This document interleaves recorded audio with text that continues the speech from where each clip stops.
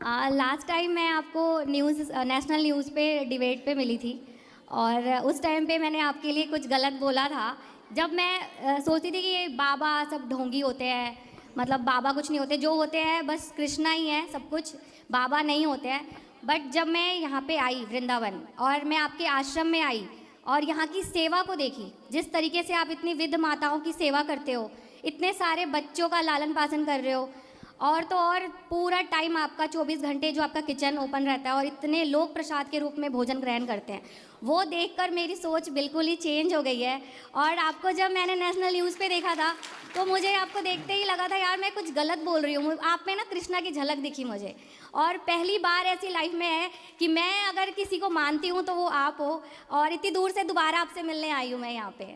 मैं आपका परिचय करा दूँ। मैं एक बार न्यूज़ में गया था, जिस न्यूज़ में एक बहन ने बोला था कि मैं शराब पीती हूँ, है ना, वो शराब पीने वाली बहन के बगल में यही बैठी थी है ना। तो उस समय ये मेरे से सवाल मैंने नहीं बोला था कि मैं शराब पीती हूँ। हाँ, आपने नहीं बोला, नहीं आपने नहीं yes, बोला, yes, आप उनके बगल में बैठी थी। उस समय न्यूज़ में एंकर में ये भी थी मेरे सामने डिबेट में जी। तब ये गौरी गोपाल को जानती नहीं थी, तो ये बहुत क्रॉस क्वेश्चन कर रही थी उस समय कि ये गलत है वो गलत है, लेकिन जब यहाँ के देखा तो देखो इन्हें सब अच्छा लगा। जी बिल्कुल। तो मेरा आपसे एक प्रश्न है। भगवान का दिया कृष्णा को मैं बचपन से ही मानती हूँ बहुत ज़्यादा, और उनका टैटू भी करवाया अपने हाथ पे जी। तो मैं ये कहना चाहती हूँ कि भगवान का दिया सब कुछ है, अच्छा घर है, परिवार है, गाड़ी है, फेम है, नाम है, पैसा है, बट सुकून नहीं है।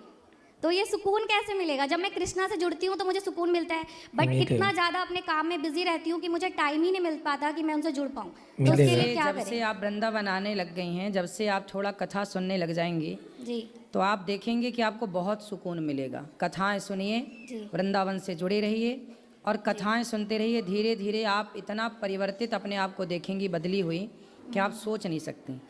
हम ना कोई यहाँ पर कोई किसी को टैबलेट नहीं देता, कोई इंजेक्शन नहीं है, लेकिन फिर भी लोगों का हृदय ना परिवर्तित हो जाता है।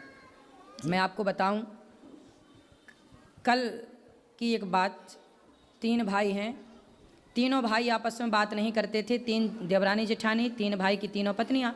उनका परिवार बिल्कुल टूटने की कगार में था। बिल्कुल तीनों भाई अलग एक दूसरे के खिलाफ, तीनों पत्नियाँ अलग एक दूसरे के खिलाफ।